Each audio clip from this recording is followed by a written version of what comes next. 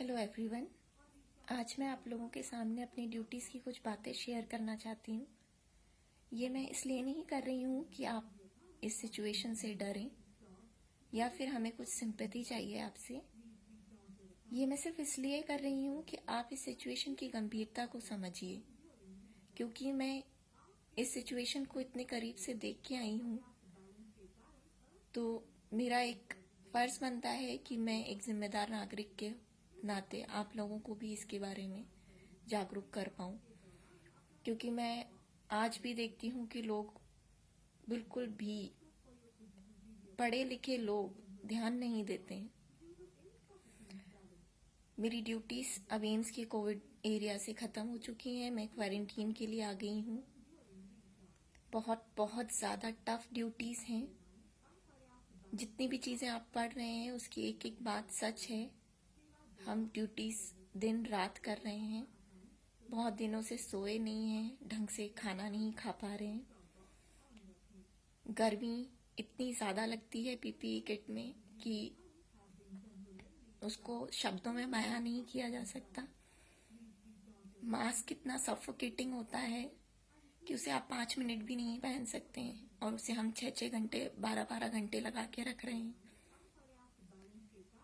भले ही हमें सारा प्रोटेक्शन दिया जा रहा है, हम लोग बहुत ध्यान रख के ड्यूटीज़ कर रहे हैं, लेकिन फिर भी एक डर तो सभी के मन में रहता है कि कहाँ किससे क्या चूक हो जाए और वो पॉजिटिव हो जाए। ये बीमारी इतनी भयानक तो नहीं है, ये सच है, लेकिन इसका जो स्प्रेड है वो बहुत भयानक है। जहाँ तक यंग एज के पीपल की बात होती है, वो लोग बच जाते हैं इजीली, उनको बचाना इजी होता है, उनके सिम्टम्स गंभीर नहीं होते हैं। लेकिन जब छोटे बच्चे आते हैं, जब बूढ़े लोग आते हैं, तो सिचुएशंस बहुत डरावनी होने लगती हैं। मैंने देखा कि फैमिली में पापा पॉजिटिव निकल रहे हैं, फिर मम्मी पॉजिटिव आ रही हैं, फिर बच्चे आते हैं टेस्ट कराने, सुबह से लाइन में लग जाते हैं। जब उनके टेस्ट रिजल्ट्स आते हैं उतनी देर तक उन्हें होल्डिंग एरिया में रुकना पड़ता है। आप सोच नहीं सकते हैं कि उन लोगों पे क्या बीतती होगी कि हमारा रिजल्ट 24 घंटे में क्या आने वाला है। वो बेचारे तो बस ये डरते हैं कि कहीं कोरोना हो गया तो हम मर जाएंगे। ये डर आप लोगों ने अभी देखा नहीं है। जब आप ये सब देखेंगे तो शायद घर से निकलना बंद कर देंगे। ये सब कुछ सही है कि आप सोशल डिस्टेंसिंग मेंटेन करिए, मास्क पहनिए, दूरी बनाए रखिए, अननेसेसरली लोगों से नहीं मिलिए, पर ये सारी चीज़ें यंग एज जनरेशन के लिए हैं। ओल्ड एज लोगों के लिए, बच्चों के लिए नियम ये कहता है कि आप उन्हें घर पे रखिए। इसलिए स्कूल सबसे पहले बंद किए गए, इसलिए सबसे पहले हाई अलर्ट हुआ सीनियर सिटीजन्स के लिए। पर जब मैं क्वारंटीन के लिए यहाँ आ रही थी तो मैंने देखा कि आज भी सीनियर सिटीजन्स बाहर घूम रहे हैं। बच्चे खेल ही रहे थे कॉलोनी में। आप नहीं जानते कि कौन सा एरिया हॉट एरिया में कब कन्वर्ट हो जाएगा। सिचुएशंस अभी और वर्स्ट होने वाली हैं अगर हमने ध्यान नहीं दिया तो। जो अब केसेस आ रहे हैं, नंबर ऑफ केसेस बहुत बढ़ रहे हैं। जितने नंबर ऑफ केसेस बढ़ते जाएंगे उतने उनके कॉन्टैक्ट हिस्ट्री वाले लोग बढ़ते जाएंगे।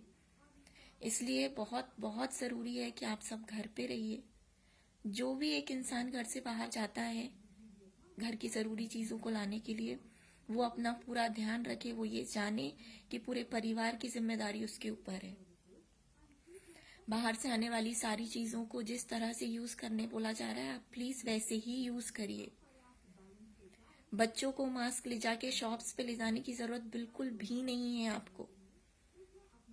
सीनियर सिटीजन से तो मेरी हाथ जोड़ के रिक्वेस्ट है कि प्लीज़ घर में बैठिए, वॉक के लिए अपना टेरेस यूज़ करिए, अपने घर के कमरों को यूज़ करिए। आपको नहीं निकलना है अपने घर से। आपने अभी अभी केस सुना होगा कि कल ही डॉक्टर हेड्डा की डेथ हो चुकी है। बहुत बहुत अच्छे डॉक्टर थे वो, पर क्योंकि एज बहुत ज़्यादा थी उनकी तो वो सरवाइव नहीं कर पाए। काफ़ी लड़ाई करी उनकी बॉडी ने कोरोना से, लेकिन कल उनकी डेथ हो गई। प्लीज़ इस चीज़ को समझिए और अपने आप का ध्यान रखिए, दूसरों को भी बचाइए और खुद को भी बचाइए।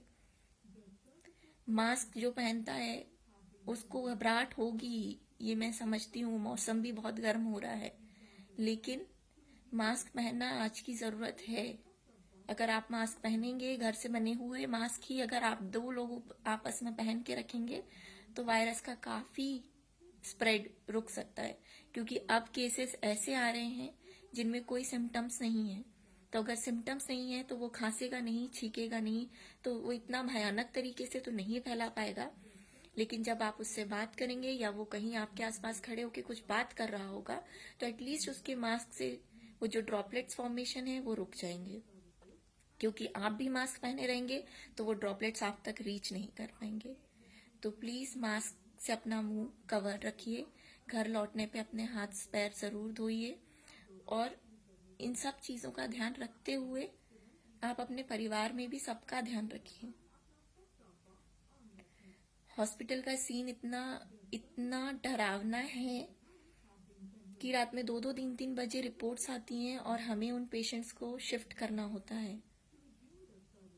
वो उतने ही बजे, रात के 2-3 बजे, चाहे छोटा बच्चा हो, बूढ़ा हो या कोई यंग हो, उसे हम एम्बुलेंस से वार्ड्स में शिफ्ट करते हैं। सोते नहीं है लोग, हम ड्यूटीज में हो या ना हो, हम हमेशा अपडेटेड रहते हैं अपने ग्रुप में। भूख लगना बंद हो चुकी है।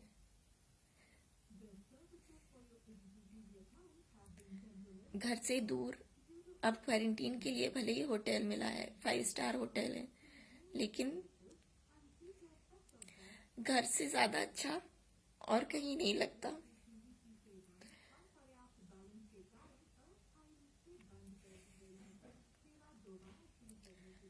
आपका तो आसमान आपका घर होता है, आपका जहान आपका घर होता है।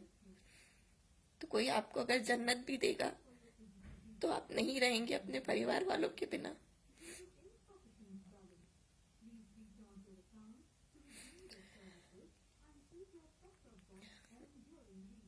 प्लीज इसकी गंभीरता को समझिए। शायद हमें अब सेकेंड राउंड ऑफ ड्यूटीज पे भी जाना पड़ जाएगा। सारे ही डॉक्टर्स के लिए बहुत मुश्किल है ये सब। सबके छोटे बच्चे हैं, सबके घर में माँ बाप हैं, सबको अपने घर वालों से प्यार है। और जो आप सुन रहे हैं कि अब सरहद पे जो खाकी वर्दी थी वो सफेद हो चुकी है, तो वो सच है। सरहद पर रहने वाले जवानों को एक कड़ी ट्रेनिंग की प्रैक्टिस होती है, दी जाती है उन्हें। डॉक्टर्स को इतनी कड़ी ट्रेनिंग नहीं दी जाती है, पर आज वो बिना ट्रेनिंग के भी इतनी कड़ी ड्यूटीज कर रहे हैं सिर्फ आपके लिए। अब आप देंगे साथ तो बनेगी बात।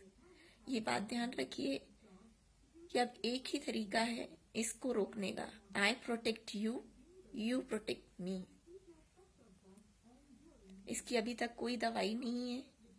इलाज सब कुछ सिम्टम्स पे डिपेंड करता है। वैक्सीन अभी ट्रायल्स में है। रोकना है अगर आपको तो आज से ही जो चीजें मैंने आपको समझाई हैं प्लीज आप ध्यान रखना स्टार्ट करिए। Stay home, stay safe.